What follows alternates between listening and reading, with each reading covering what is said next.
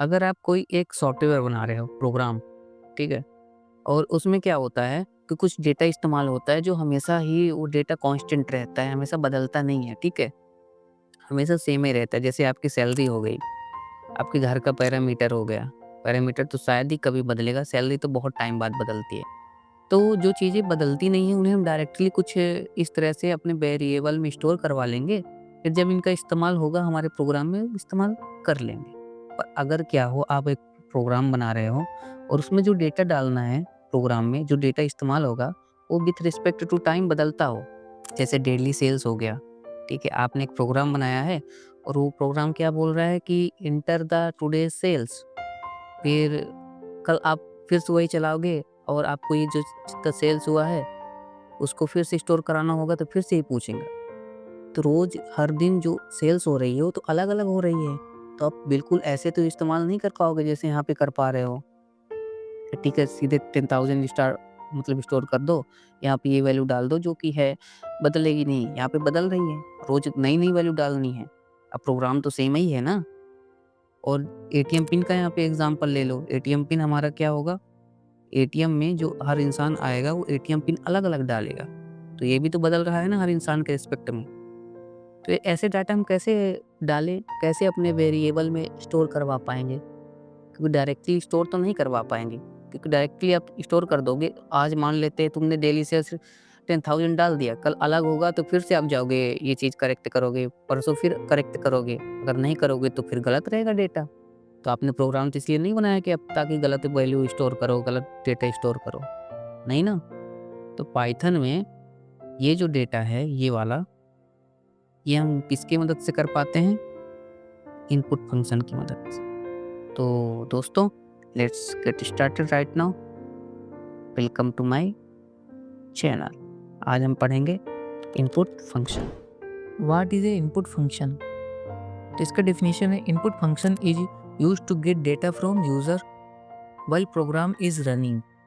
Okay, it pauses the program, wait for user to type something and then return text as a string. What does that mean? इसका मतलब क्या है? इसका मतलब ये है कि इनपुट फंक्शन हम तब इस्तेमाल करते हैं जब हमें डेटा चाहिए होता है अपने प्रोग्राम में इस्तेमाल करने के लिए और वो डेटा यूज़र प्रोवाइड करता है। जैसे एटीएम का हमने एग्जांपल लिया था ना, एटीएम में क्या होता है, वहाँ पे आपने कभी ना कभी देखा ही होगा कि उसमें लिख कर क्या आता है, इंटर द एटीएम पिन। ठीक है, तो आप वो पिन कौन दे रहा है? यूज़र दे रहा है ना, जो इस्तेमाल कर रहा है उस एटीएम को, तो यूज़र हुआ, तो यूज़र दे रहा है। तो वो जो एटीएम पिन है हमें कहीं ना कहीं तो स्टोर कराना होगा ना, वो हम किसी न किसी वेरिएबल में स्टोर करवा लेते हैं। और वो जो डेटा स्टोर होता है इनपुट फंक्शन के थ्रू, जो हम डेटा लेते हैं, मतलब जो यूजर इंटर करता है डेटा, वो किस टाइप का डेटा टाइप रहता है? वो डेटा टाइप रहेगा एज ए स्ट्रिंग। ठीक है, अभी समझाता हूँ मैं। और ये कब होता है? जब प्रोग्राम रन हो रहा होता है, इसे भी समझाऊंगा, देखना। और ये जब रन हो रहा होगा और इनपुट फंक्शन जैसे ही आएगा तब प्रोग्राम हमारा रुक जाएगा, तब तक रुका रहेगा जब तक हमारा यूजर टाइप नहीं कर देता डेटा। तो यहाँ पे एग्जांपल के तौर पर देख लो क्या हो रहा है कि बहुत सारे लाइन ऑफ कोड लिखे हैं जहाँ पे कहीं ना कहीं बीच में एक लिखा हुआ है क्या, इनपुट फंक्शन का इस्तेमाल किया है। इनपुट फंक्शन का इस्तेमाल हुआ है, इसका मतलब यही है कि यूजर को डाटा डालना पड़ेगा। तो ये सेल्स का प्रोग्राम है हमारा, तो इतनी जितनी भी लाइन है ये सारी की सारी एग्जीक्यूट हो चुकी हैं। ठीक है, ये वाली पोर्शन की सारी एग्जीक्यूट हो जाएंगी, लेकिन जैसे इनपुट फंक्शन के पास आएगा तो यहाँ पे हमारा जो स्क्रीन है ना, स्क्रीन में क्या होगा, अभी दिखाता हूँ स्क्रीन में क्या होगा। ये जितना भी हमारा पोर्शन है इसका पूरा लाइन एग्जीक्यूट होकर के जो भी रिजल्ट आएगा इतना आ जाएगा यहाँ पे आउटपुट। पर जैसे ही ये सेल्स वाला हमारे पास पोर्शन आएगा तो सेल्स में क्या होगा, यहाँ पे स्क्रीन रुक जाएगा, कर्सर। ठीक है, रुक जाएगा। क्यों रुकेगा? क्योंकि हमें डाटा डालना है सेल्स का। सपोज दैट सेल्स का डाटा डालना है। हमारा यूज़र है जो, उसको आज की जितनी भी सेल्स हुई, सपोज 100 रुपये उसने डाल दिया, 100 रुपये डाला, तो ये 100 हमारे सेल्स वाले जो भी वेरिएबल होगा ना उसमें जा कर के होल्ड हो जाएगा। और ये 100 किस डेटा टाइप में होल्ड होगा? कि हमने डेटा टाइप पढ़ा, तुम्हें पता ही होगा कि जो डेटा है वो उसका कोई ना कोई डेटा टाइप होता है जो हमारा वेरिएबल अगर होल्ड कर रहा होगा तो ये एज ए स्ट्रिंग का डेटा टाइप रहेगा, मतलब स्ट्रिंग डेटा टाइप में डेटा को हमारा वेरिएबल होल्ड कर लेगा। ओके, उसके बाद जो हमारे नीचे जितने भी वैल्यू हैं, जितना भी लाइन ऑफ कोड है वो एग्जीक्यूट हो जाएगा। Is that clear? फिर क्या है कि अगर हमें पता ही है कि अगर स्ट्रिंग डेटा टाइप है तो उसमें कॉन्कैटिनेशन होगा, प्लस माइनस वाले ऑपरेशन बिल्कुल नहीं होंगे। तो हमें इसके साथ अगर कभी ज़रूरत पड़ी प्लस माइनस वाला ऑपरेशन कराने का, जैसे कि हमारे 2 दिन या पूरे हफ्ते भर का जो भी हमारा डेटा है उससे क्या कराना है, ऐड करवाना है, तो ये तो ऐड होगा ही नहीं क्योंकि स्ट्रिंग डेटा टाइप में है। तो इसे हमें काय में कन्वर्ट करना पड़ेगा, इसे हमें इंटीजर में कन्वर्ट करना पड़ेगा। तो हमने अभी सिखाया नहीं है, आगे चल के सिखा दूंगा। तो इसका हम सिंटेक्स भी देख लेते हैं। सिंटेक्स है वेरिएबल, इनपुट एंड प्रॉम्प्ट। ठीक है, तो हम पहले वेरिएबल लिखते हैं, फिर इनपुट फंक्शन, और उस फंक्शन के अंदर उसका जो भी हमारा ये ब्रैकेट है, ब्रैकेट के अंदर जो भी प्रॉम्प्ट, जो भी टेक्स्ट लिखेंगे वो एज इट इज स्क्रीन में प्रिंट हो जाएगा। एग्जाम्पल से हम समझ लेते हैं। यहाँ पे देखो हमारा वेरिएबल है, उसके बाद इनपुट है, उसके बाद ब्रैकेट के अंदर, ठीक है, जो भी टेक्स्ट लिखे हैं हम लोगों ने, जो भी टेक्स्ट लिखा है वो एज इट इज हमारे आउटपुट में आ जाएगा। तो यहाँ पे देखो name input inter your name, तो ये ब्रैकेट के अंदर इनपुट फंक्शन के अंदर हमने क्या लिखा है, इंटर योर नेम, तो आउटपुट में आ जाएगा इंटर योर नेम, और फिर यहीं पे रुक जाएगा हमारा प्रोग्राम, इसके नीचे जाएगा ही नहीं। ये जो लाइन लिखी हुई है ना वो एग्जीक्यूट ही नहीं होगी, तो यहीं पे रुक जाएगा। कब तक रुका रहेगा, जब तक आप इनपुट नहीं कर देते हो।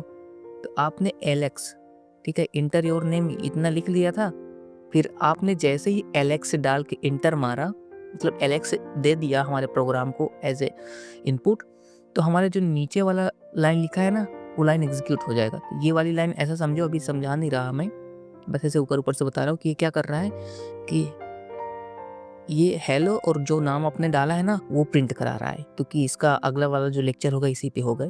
ये आउटपुट फंक्शन है, आउटपुट फंक्शन के बारे में उसी वाले में करेंगे। हमारा नेक्स्ट एग्जांपल है, आप यूजर से क्या करवा रहे हो, एज उसका इंटर करवा रहे हो। तो आप पहले वेरिएबल बना लोगे, ठीक है, उसके बाद इनपुट फंक्शन बना लोगे, ठीक है। इनपुट फंक्शन के बाद आप क्या करोगे, उसके अंदर कुछ अगर चाहो तो प्रॉम्प्ट लिख सकते हो, तभी तो जानेगा अच्छा हाँ हमें एज इंटर करना है, तो ये यहाँ पे ये प्रॉम्प्ट लिख देंगे इंटर योर एज। तो आउटपुट में क्या होगा, आउटपुट में जैसे आपने इनपुट के अंदर जो भी डाला है वो एज ए आउटपुट आ जाएगा। तो यहाँ पे लिख करके आ जाएगा इंटर योर एज, ठीक है, ये एज ए आउटपुट आ गया। यहीं पर प्रोग्राम क्या होगा, रुक जाएगा। इसके आगे ये जो नीचे वाली ये वाली लाइन लिखी हुई है ना, ये वाली लाइन एग्जीक्यूट ही नहीं होगी। ये वाली लाइन क्या होगा, रुक जाएगा। जैसे ही आपने 25 इंटर किया, सपोज दैट आपने 25 इंटर किया होगा, क्योंकि आप यंग हो अभी, बहुत ज़्यादा यंग हो, तो क्या होगा कि ये एज इट इज़ ये जो हमारा एज वाला वेरिएबल है फिर 25 को होल्ड करेगा काय में, स्ट्रिंग में, ठीक है। हमें क्या पता स्ट्रिंग क्या प्लस माइनस तो कर नहीं सकती, तो अब इसे कन्वर्ट कर लोगे काय में, कन्वर्ट करोगे इसे इंट में।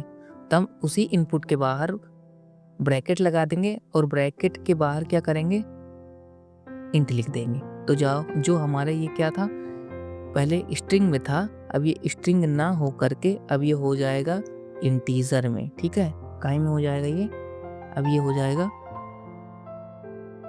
इंटीजर में, स्ट्रिंग नहीं रहेगा, तो ये हो जाएगा फिर इंटीजर में। ये क्या कर रहा है, तुम्हारी एज को +1 कर दे रहा है। हाँ ठीक है, +1 होकर के 26 हो गया। यहाँ पे ये देखो +1। मैंने अभी बताया कि अभी प्रिंट फंक्शन नहीं समझा रहा, क्योंकि प्रिंट फंक्शन का अगला लेक्चर होगा। तो हमने बहुत सारी बातें कर ली हैं जो कि मोर देन इनफ है। तो बाय। अरे रुको, आपने एक चीज़ भूल ही गया हो, नीचे जो सब्सक्राइब वाला बटन है ना, क्लिक कर दो यार। हाँ